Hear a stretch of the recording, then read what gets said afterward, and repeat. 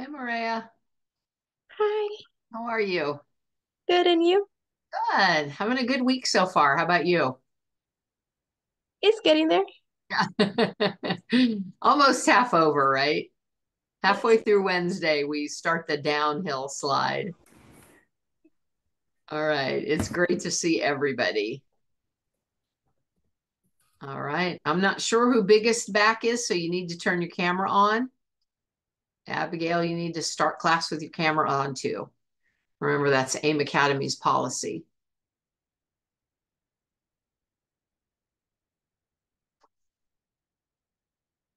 All right. Anybody have any questions before we get started?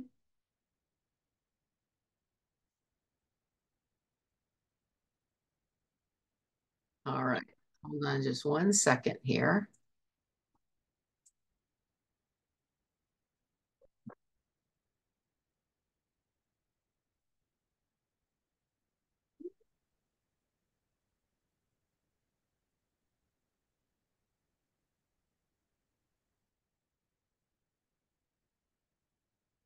Okay.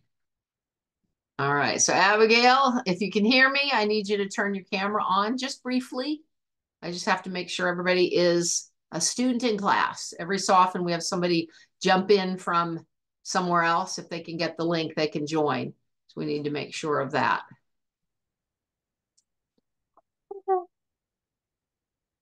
Shush. All right, Chris, you're going to need to change your name. Wasn't sure who you were. All right. All right. Hold on just a second.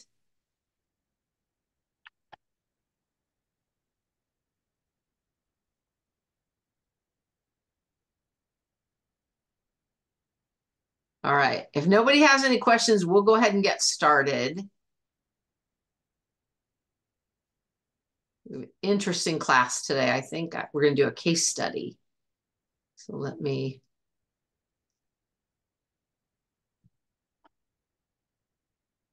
That's no problem. No problem at all. All right. Let me share the screen. All right. Let me know if you cannot see where it says biology.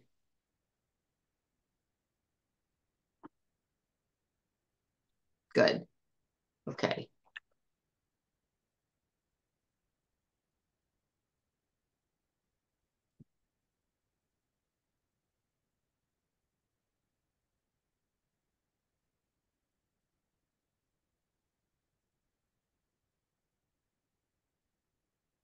Okay. All right. Good. We're all set then. Okay. So we're going to do a case study today about oysters. So I have an oyster joke for you. Did you hear that last oyster joke? I laughed so hard I pulled a muscle. Muscle. And what do you call a fish with 10 eyes? A fish. Why? I laugh at myself sometimes. If you guys don't laugh at me, I'll laugh at myself. Why couldn't the pirate learn the alphabet? Because he always got lost at sea. Okay, hold on one second.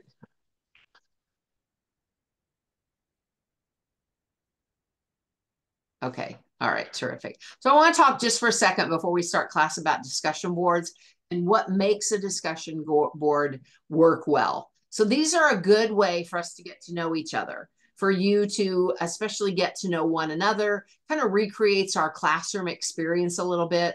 So I post a lot, I put a lot of discussion boards in the classes. Now, make sure when you're doing your discussion board, like with any other assignment, that you follow the directions very carefully. If the assignment tells you to put in a picture, please put in a picture. If it tells you to do answer four questions, answer all four of them. Now, make sure that when it tells you to put in a picture, you don't just put in a link. Starting today, I'm not going to count them. I'm not going to give you credit if you put a link in and you're not going to get a chance to redo them. I've given a few warnings up to now. but it's necessary for you to follow the directions. Now, you also have to sometimes comment on another student's work. A lot of times that's part of the requirement.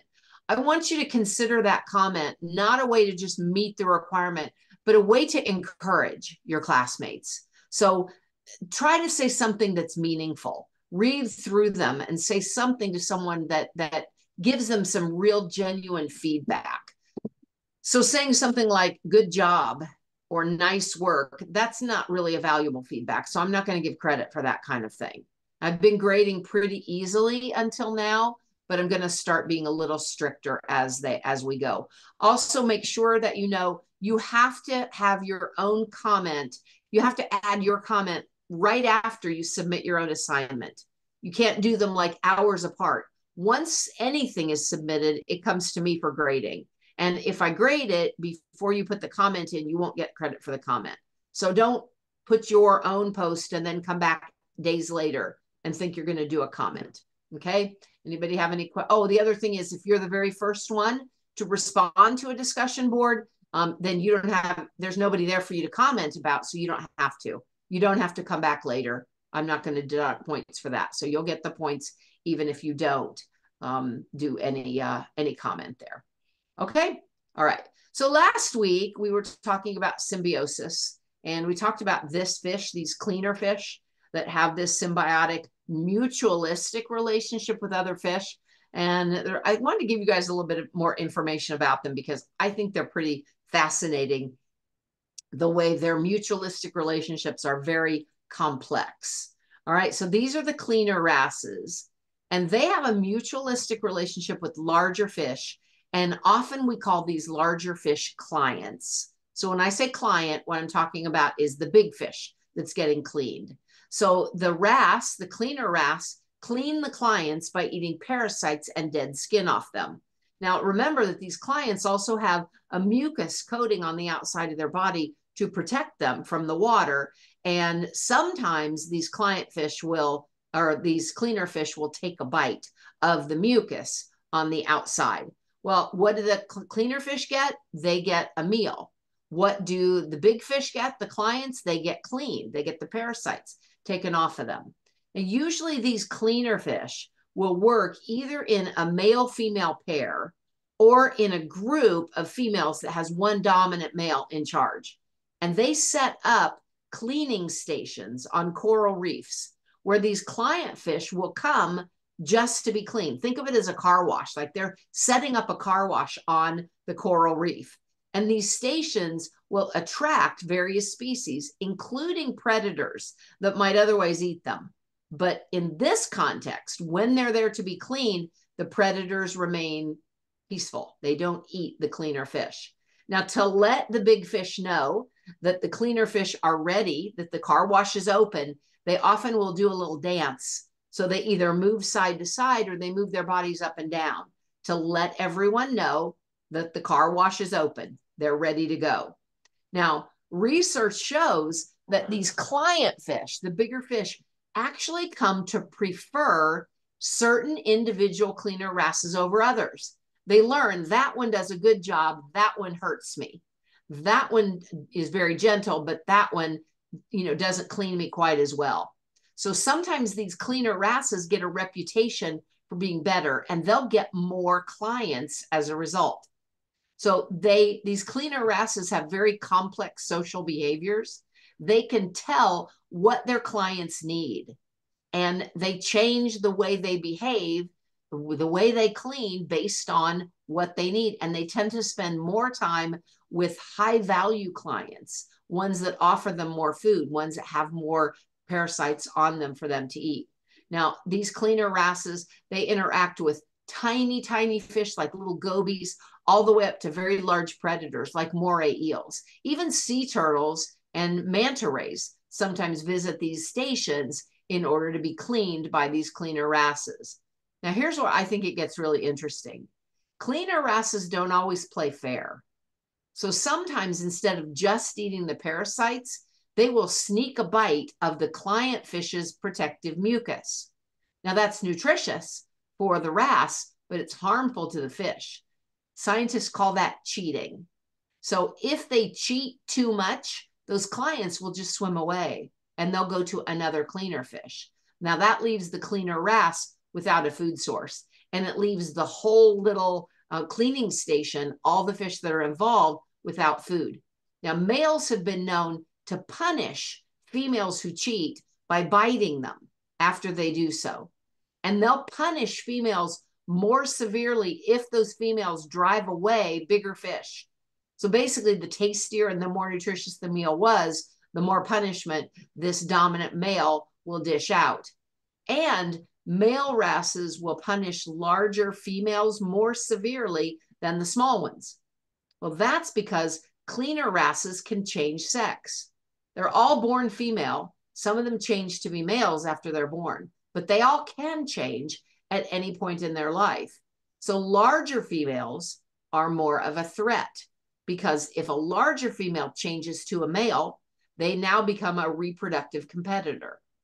So out in the wild, you might have one cleaner wrasse with up to 24 females. He spends most of his time with the biggest one, not because he loves her the most, but because he wants to maintain control over her.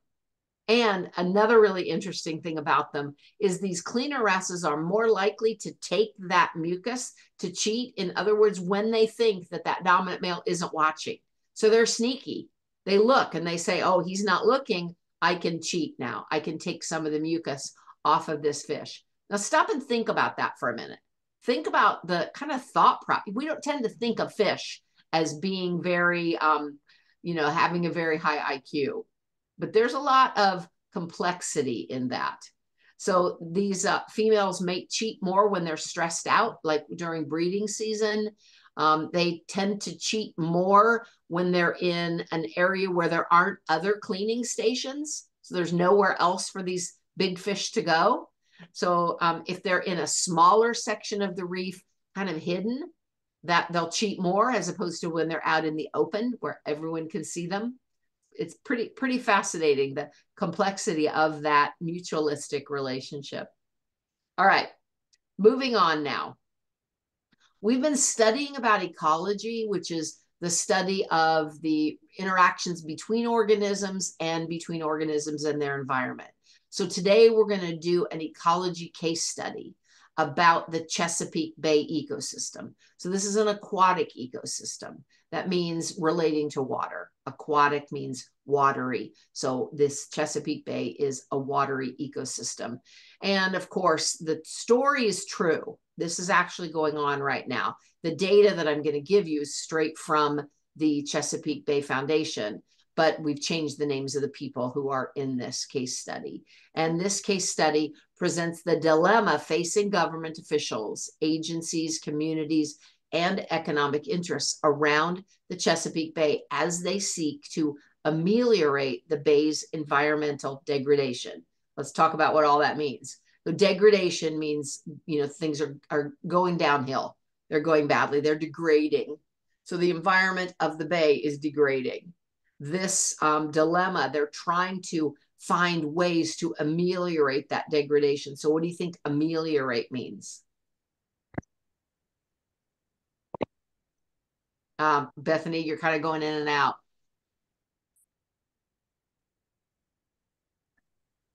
I'm not hearing you at all. Maybe your microphone isn't plugged in. Well, ameliorate means to make things better. So they're trying to find a way to stop the harm that's happening to the Chesapeake Bay. And I need to give you a little bit of background information before we can move on with our case study. First thing is, where is the Chesapeake Bay? Well, here's a map of the US. This is the Chesapeake right here. That circle right there, this bay right in this area here. Do any of you guys live near the Chesapeake Bay? Or have any of you visited it? No? Well, it's an estuary. It's the largest estuary in the United States. What's that mean? What is an estuary?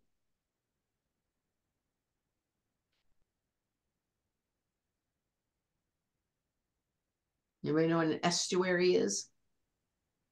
Bethany.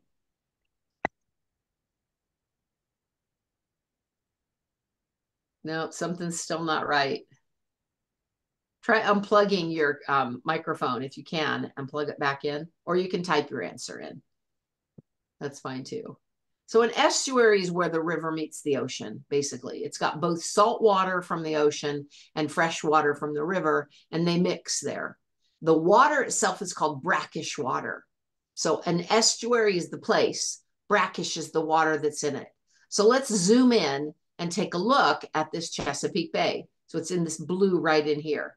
Now note where Washington, D.C. and Baltimore are. You can see why this would be an important waterway to our nation's capital, as well as to the large port city of Baltimore. Now, Chesapeake Bay, I'm going to actually drag this in. Hold on a second. So I want to show you, this is a satellite image right here. I want to drag in a thing called Google Earth. Have any of you guys played with Google Earth before? It's really cool. So Google Earth allows you to, we're in a location right here. If I type in Chesapeake Bay, get started, we zoom out, we go around the Earth, and it'll take us down to the Chesapeake. So there it is. So we're right there at the Chesapeake Bay. Let me close this. So this would be the Atlantic Ocean right here. And we will zoom out a little bit farther. You can see this is the continental US, Florida, Maine, and right here is the Chesapeake, this being the Atlantic Ocean. Now let's zoom back in on the Chesapeake. Once again, you can see how it's a narrow waterway, but it's an important one because of its proximity to Washington, D.C. Now there's rivers. You can see these rivers are the kind of dark green right in there that feed into the Chesapeake Bay. So the largest river, the one that provides the most water to the Chesapeake, is the Susquehanna River. It gives about 55% of all the fresh water that goes into the Chesapeake Bay. All right, so I do like Google Earth. I recommend when you have some time, just play around with it because it's fun. All right, so this Chesapeake Bay is pretty important in our history. Some rivers like the Potomac River, the James River, the Susquehanna all drain into it. And on the shores of the Potomac is Jamestown. So that was the very first permanent English settlement in the nation's history. And there's a monument there. Monument is memorializing Captain John Smith. He was the leader of the expedition. He was, according to legend, saved by Pocahontas. Now, another thing that's right on the bay is Yorktown. So that's where the British general surrendered to the Americans and ended the Revolutionary War. And it's also where Fort McHenry is. That's where the bombardment of the British during War of 1812 led Francis Scott Key to write the Star-Spangled Banner. So this is important in our history. Unfortunately, things are going downhill for the Bay. It's not in the greatest of shape. So this green here is what we call the drainage basin. That's where all this land, when it rains, the water goes into the bay from all of this land. And there is wetland around it. Now that fertile wetland around it is only about half of what it was in colonial times. It used to provide a lot of food and a lot of fish and waterfowl and crabs and oysters for the Native Americans who lived there and the early settlers who lived there. But now they're starting to see a bit of trouble for that. So back in 1967, the Chesapeake Bay Foundation was founded.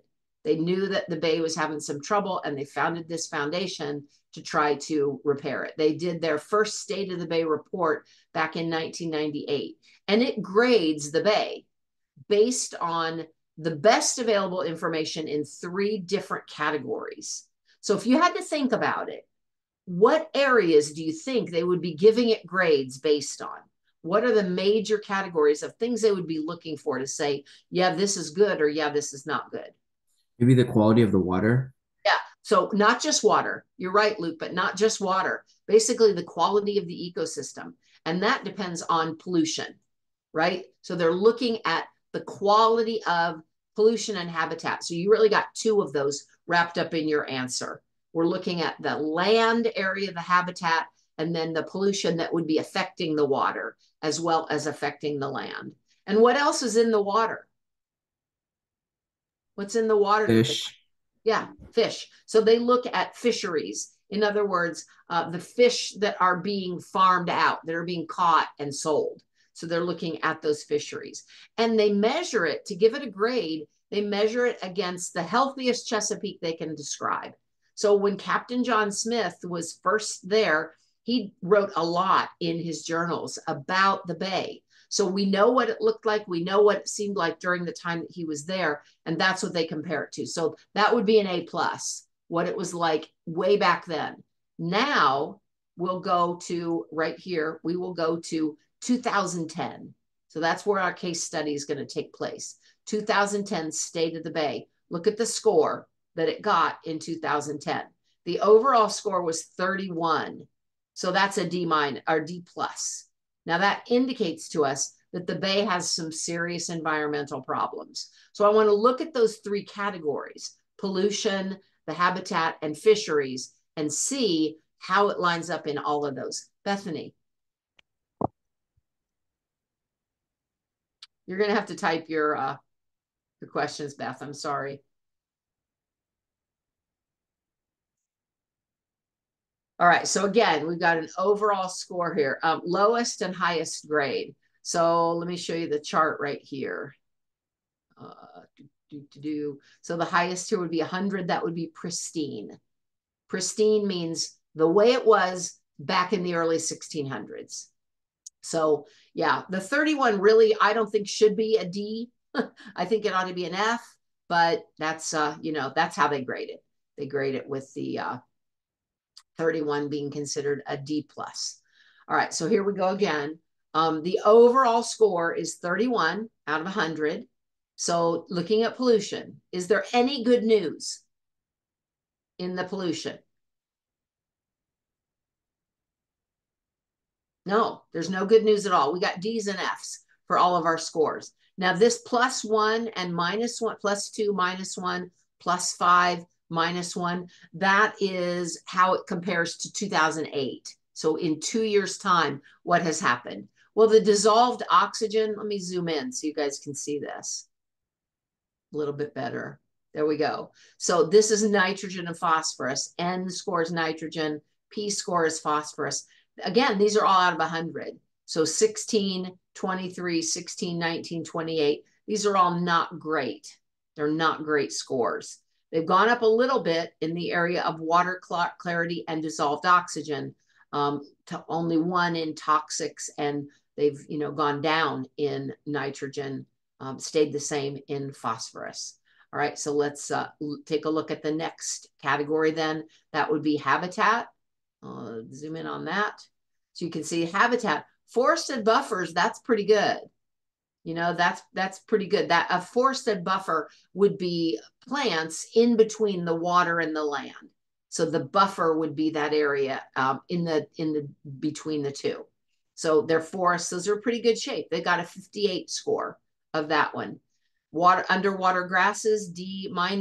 Wetlands, C+, not as bad as the others. Resource lands, D+, again, not great. Then the third category that we're looking at are fisheries. Let's focus in on this one because this is really what we're going to be looking at today is this oysters right here. So rockfish are doing really well. Rockfish have a score of an A. Crabs have a B+. So the rockfish and the crabs in the Chesapeake were doing fine in 2010.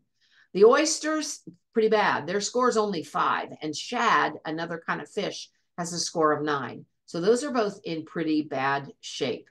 All right, now take a look at this graph. Take a look right here, the beginning of the graph right here. That was 1967 when this foundation was begun.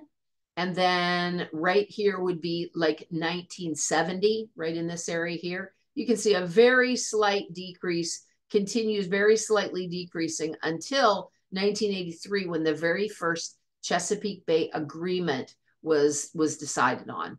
Now, since that Chesapeake Bay Agreement was set forth, what's happened? What's the general overall trend that you see? It's gone a little higher. Yeah, it's gone a little higher. We see a general improvement in the trend. Now, these dotted lines right here, those are, remember, this report was put out in 2010. This was the projection. This is what they were hoping for? What do you guys think of that? Do you think that's realistic? A realistic projection? Not really. Yeah. Why not? Because it hasn't been going very high in the years that have gone by, so I don't think it's going to be that high in 2050. Right, right. So probably what we could expect to see was more of about the same increase. So maybe going like this rather than there. I think that was kind of optimistic for them to have that much hope for their work. But you know, that's we hope for things, we humans. All right, so let's focus in the oysters. That's what our case study is really about. So these are native Eastern oysters. That means they're native to this area. They're not from somewhere else. They grow here. And they are what's called a keystone species in this ecosystem. What does that mean? What's a keystone species? Bethany. You're going to have to type your answer, Bethany. Anybody else? A keystone species. So you know how play a vital role in the ecosystem. Yep, you're right.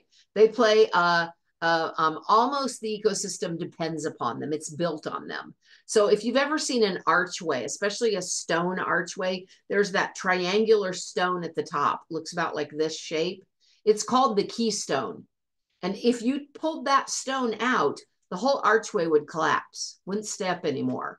The same is true of a keystone species in an ecosystem. If you remove or damage that keystone species, the whole ecosystem is in danger of at least damage, if not full collapse. Now, these are a keystone species. They do really important work in the Chesapeake Bay. Anybody have any idea why oysters would be a keystone species? What do they do that would be so important? Do they clean up? Yes. Yep. They filter the water. Think of them as giant filters. And they filter the water. So there used to be a lot of them.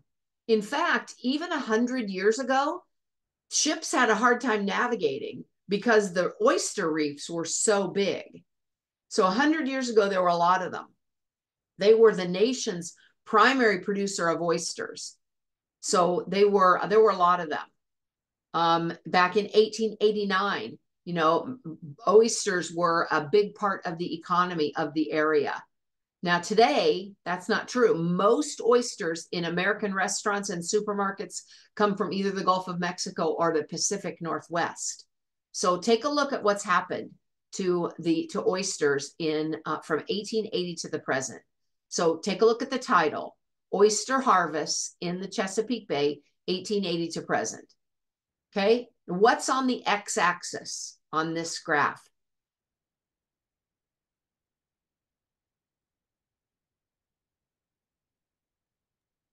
Because remember the difference in the X and the Y axis?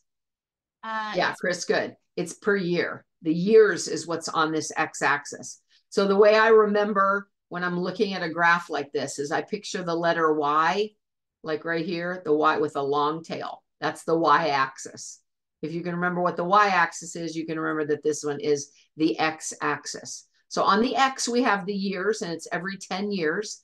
And then on the Y axis, we have net meat weight in millions of pounds. Millions of pounds. All right. So keep in mind that the amount of meat that they get from the oysters is going to parallel the amount of oysters that are in the bay. So as we see, because whatever's there, they're trying to get. So as their harvest decreases, it's because the oysters in the bay have decreased. So take a look at 1890. About how many pounds were harvested approximately in 1890? Wait, what's the Y side for?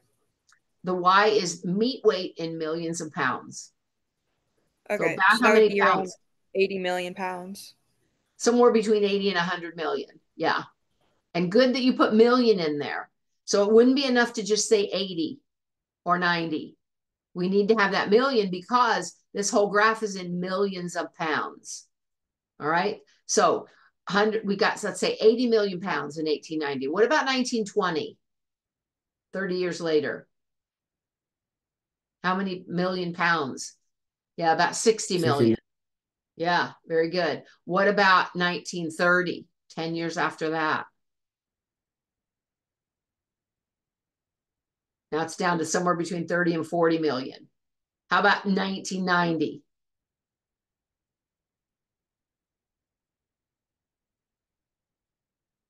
Yeah, probably closer. So 15 would be right in the middle between 30 and 0, be right there. 1990, we're probably down around 5 million, somewhere around there. What about 2008? Pretty close to 0, right? Now, there was a drop in the mid 1880s. So let's find that right there. There was a drop right there. But then it looked like things got better, but then they continued to drop as they go down. Now, what do you think's responsible? Why do you think that they aren't able to get as much out of the bay as they used to be able to? Why are They're dying? Say again? They're dying or overfishing? Yeah, probably both. We think that that both are happening. Overharvesting is a big one. They're just taking too many out, and pollution is killing a lot of them. There also have been 2 diseases that they think were introduced earlier when they brought in some non-native oysters back in the 1950s. So right in here between these 2 lines is the 1950s. They brought in some non-native oysters thinking, we'll bring in another kind and we'll put them in there. We'll do what's called seeding the oyster beds. Looked like it was working for a bit, but then look what's happened since then. Pretty big drop since then. So these diseases are killing off some of them. So it's thought that now, today, the Chesapeake Bay only has about 1% of all the oysters it ever had. 1%. That's terrible. That's not good. Now, like I said, they play a really critical role because they filter the water that is there. There's another thing that they do too. Besides filtering water, they create oyster reefs. You guys have all heard of coral reefs. You know what a coral reef is? What happens, the way a coral reef found, these little tiny coral polyps. So coral is a kind of a fish called a cnidarian, and they're about the size of an eraser on the end of a pencil. So they create reefs when their outer shell is made of calcium carbonate, and when the coral dies, that calcium carbonate stays behind, and other coral then attach to it. So really what a coral reef is, it's the dead exoskeletons of the coral that lived before. Well, the same thing happens with oysters. They have a calcium carbonate shell, and when the oyster dies, the shell stays behind, and other oysters then will attach to and grow right on that reef until eventually you can get a huge coral or huge oyster reef. Remember I said they were so big 100 years ago that ships had a hard time navigating. So these are big structures. Now they can also be made artificially, but they're a great place for animals, other ocean animals, seagoing animals, to be able to hide, to raise their young, to find food. So they're a pretty big ecosystem, these oyster reefs. Well, if you don't have oysters, you're not going to have reefs either. So that's part of the problem that we have as well. Now, every oyster can filter about 5 liters of water every hour. So you guys know what a 2-liter soda bottle looks like? About that big. That's 2.5 of those every hour for every oyster. Now, back in the mid 1800s, when there were lots and lots of oysters, the oyster population could filter the entire Chesapeake Bay in about 3 days. Now it takes about a year to filter.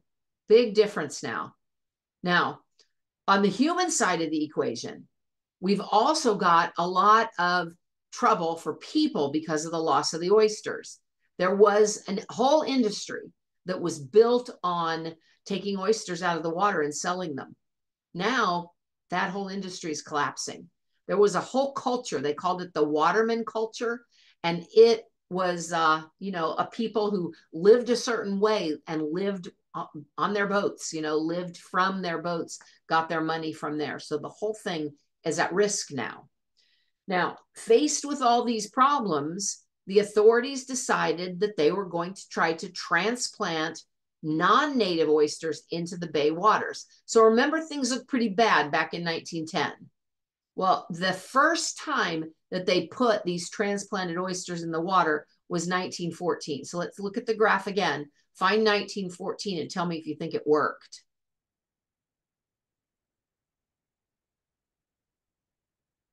Here's 1914, right about here. It seems as though it worked for a second there, but then it went downhill. Yeah, may have leveled things off a little bit, just briefly, but then things began to drop. So I would say no, that was not a successful effort. So moving ahead in time to the early 2000s, the governments of Maryland and Virginia decided they wanted to introduce a different kind of oyster. They want to try again. This time they want to introduce what's called a Sumino oyster to the water. Now these Sumino oysters are resistant to the diseases that plague the oysters that are currently there. So they decided that they were going to bring about 800,000 non-breeding Sumino oysters. And they were going to put them in a test site, not dump them in the bay, but put them in a test location nearby and watch them. So what they do to make non-breeding oysters is these would be oysters that would have 3 sets of most of the chromosomes. You have 1 set from each parent, but these would have 3 of some significant genes. We'll learn all about this when we get to genetics. But they brought these oysters that weren't able to breed and put them in this test site, and they started watching them. So some people were pretty concerned about this. Any ideas why they might have been concerned? Because they aren't breeding and they're not going to help the situation. That's one possibility. You know, what good are they going to do if they're not breeding anyway? Bethany.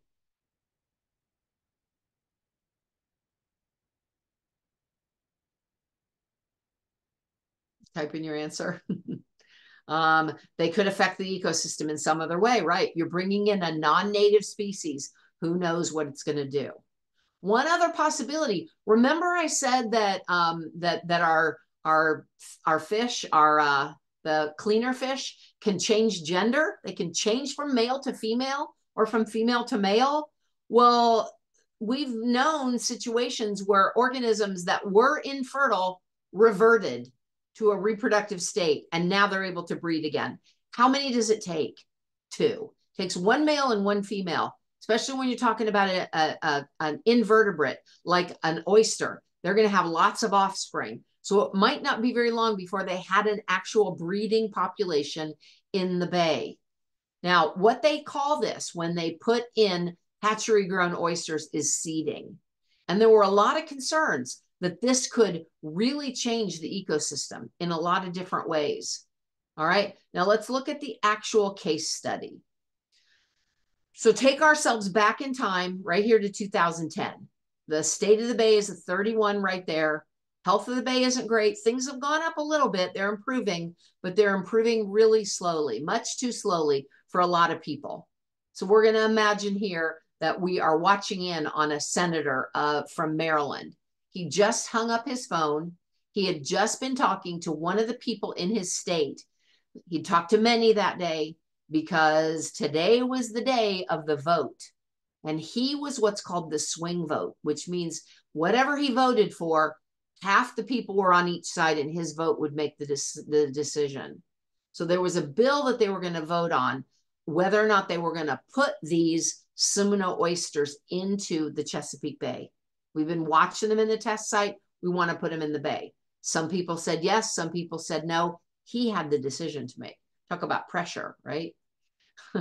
Now, introducing them would be expensive. It's going to cost a lot of money to get all those oysters and put them in the bay.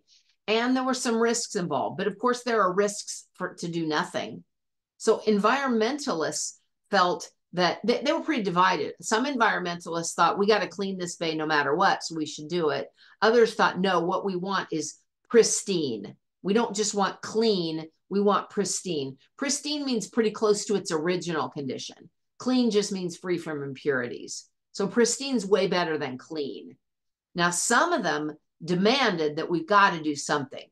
So why do you guys think that some of them thought that putting in those non-sterile oysters would help? They're not going to have children. They're not going to breed and have offspring. Well, so maybe why? Go ahead, Luke. They'd help clean the bay. They would. They're still oysters. They're still filters. They're going to clean the bay. What else would they do? As they died, what would they leave behind? I can't remember the name of it, but they'd make more oyster reefs. Yes, oyster reefs. That's exactly right. Yeah, when they die, their calcium carbonate shell stays behind. So building those reefs and cleaning the water might help a lot. At least that's what they hoped. But they're bringing in a non-native species, and a lot of them were concerned that this could be an environmental disaster if they turned out to be an invasive species. What does that mean? What's an invasive species? Like invaders. Like invaders, what do? They They're gonna take parasitism. over. Yeah, they take over. So does anybody know what kudzu is? Anybody live in the southeast United States? Yeah, Bethany. So this would be like Florida, Georgia, South Carolina, Alabama, those areas there. So kudzu is a creeping vine that was intentionally brought to North America to control soil erosion in the southeast. Now, when it was first brought in, people loved it. They thought it was beautiful. It grew up the side of their homes and it didn't seem to do damage to their homes. So it was providing some shade. Well, it's taking over.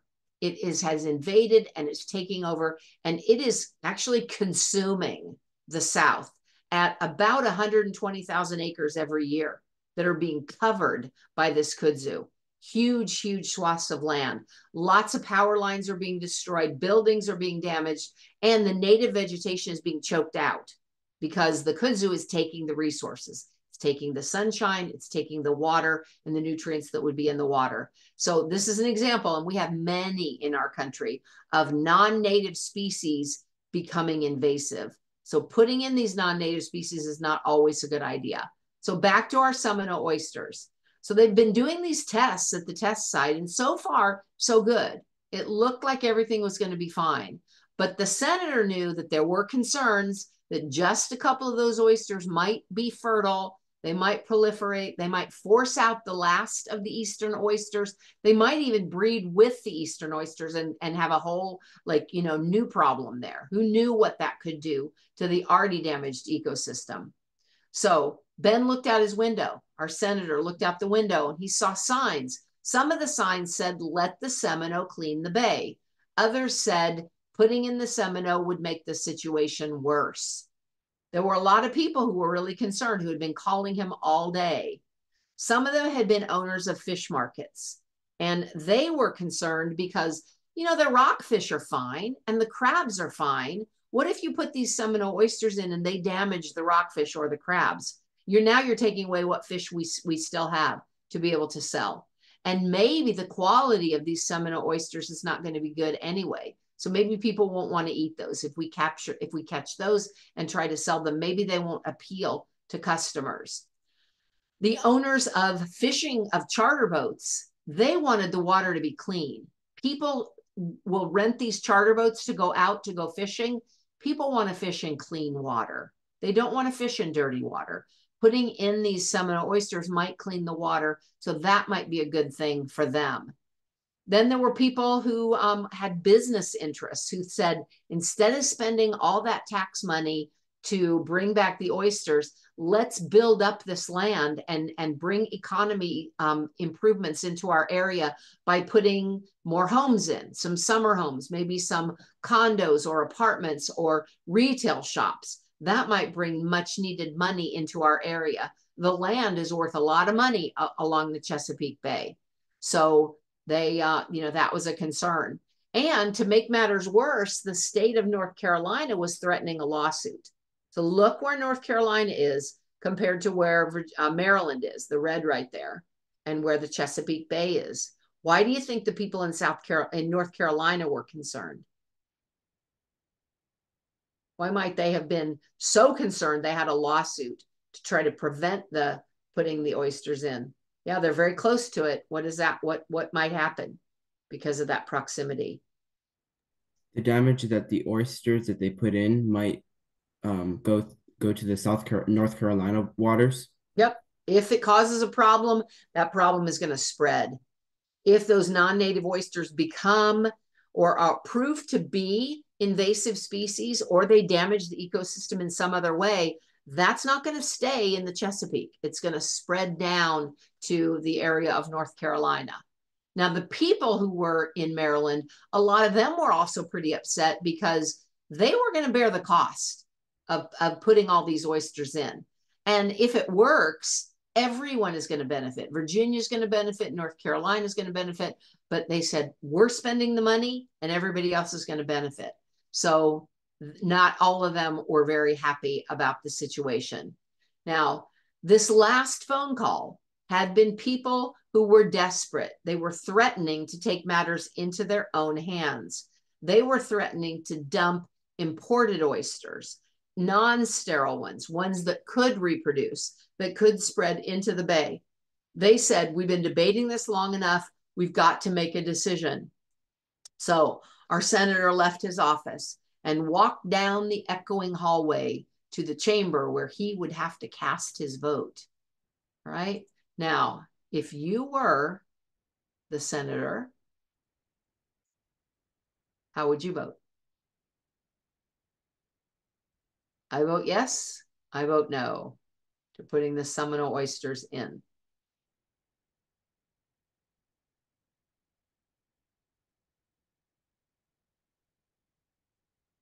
A couple more answers. I'm going to end the poll now. We are just about split down the middle. Look at that. That's a tough one, isn't it? Because there's pros and cons to each. Anybody who took a position want to defend your position? You don't have to, but if you want to, you can. I don't want to defend my position, but I kind of want to know why some people voted yes. So you voted no. I voted no. So do you want to tell why you voted no?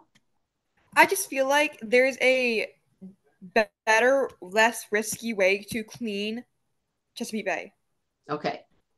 than hoping that if we add these oysters, nothing bad is going to happen.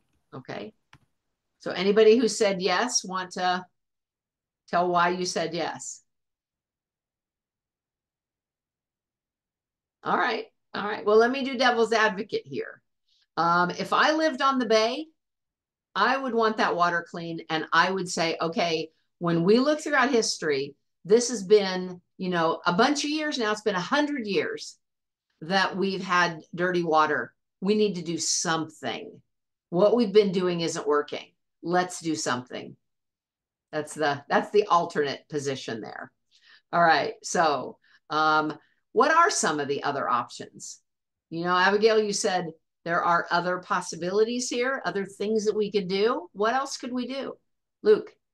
Probably maybe instead of putting these oysters in that can't breed, maybe it'd be better to put breeding oysters in. Okay. That's a possibility. Introducing breeding oysters. Or is there still a possible way to breed the oysters that we already have? Yeah. Because So if they're not extinct, we still have some. Right, exactly. So we could do like a captive breeding program where we caught some and then tried to breed them in a safe environment where they weren't exposed to toxins, where they weren't exposed to the diseases, and maybe put them back in. Yep, that's a possibility.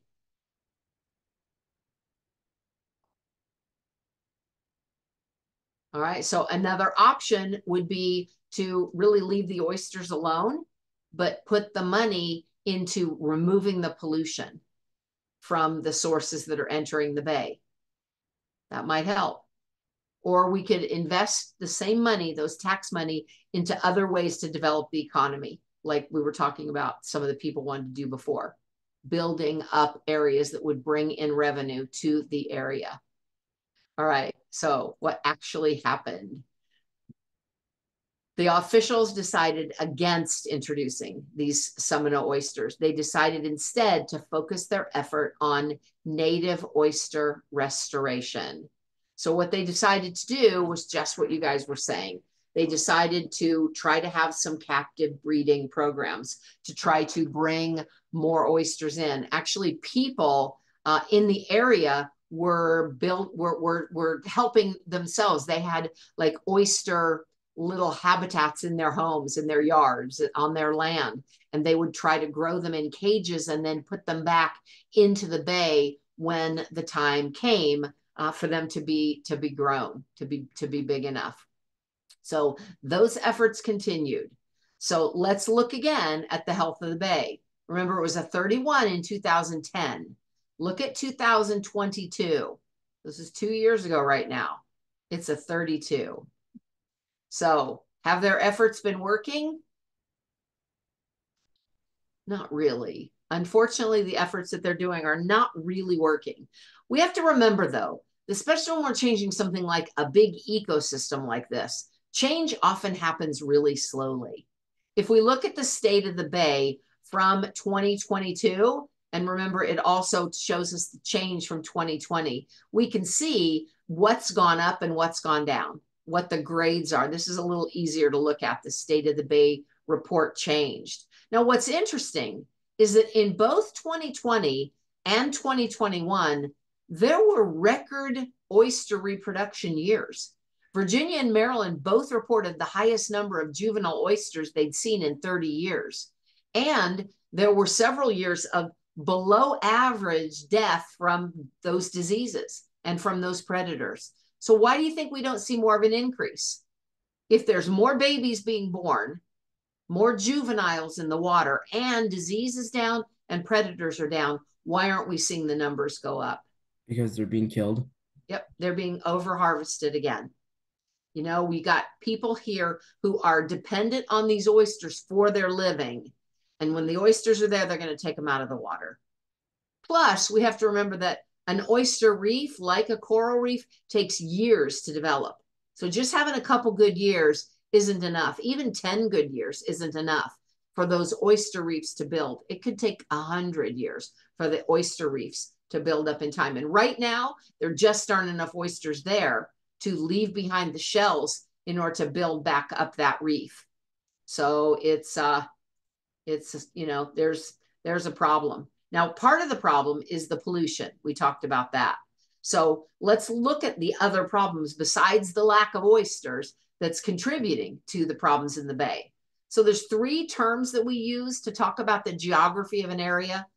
We use the words rural, urban, and suburban. So rural usually means sparsely populated, not a lot of people, a lot of farmland, a lot of forests, a lot of open spaces in rural.